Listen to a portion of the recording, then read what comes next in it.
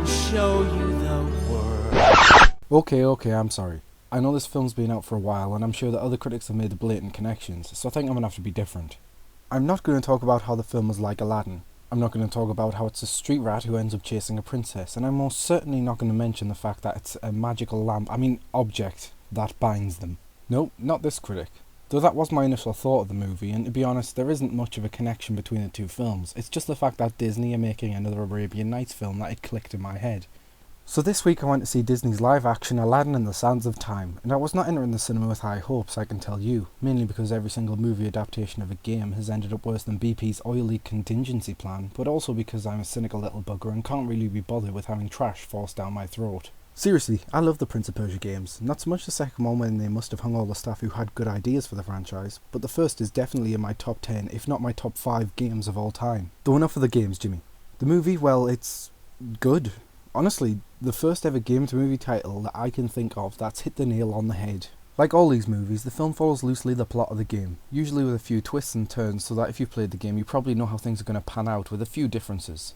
For example, at the beginning our prince who goes by the name of Dastan is a little street rat orphan boy, and after showing the king his selfless nature he is adopted by the king and thus becomes a Prince of Persia. Gasp, didn't see that one coming.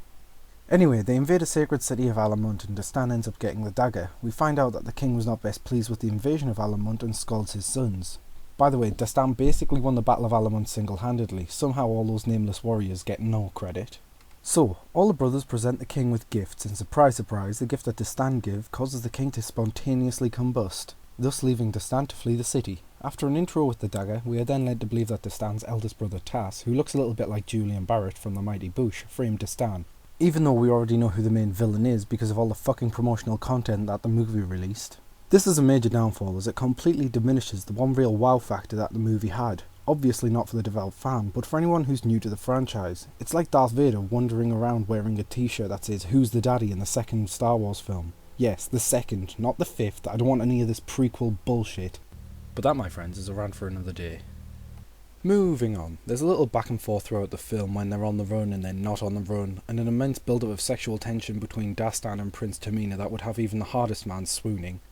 But eventually we find out that the main villain is Dastan's uncle. Basically it all ends up with the hourglass from the games. Before the main spoiler, I would like to say that all in all this is a good film. Like I said, like any other Arabian Nights adventure film, I found it rather appealing, and I have to say, it's the first video game adaptation I actually enjoyed for sure.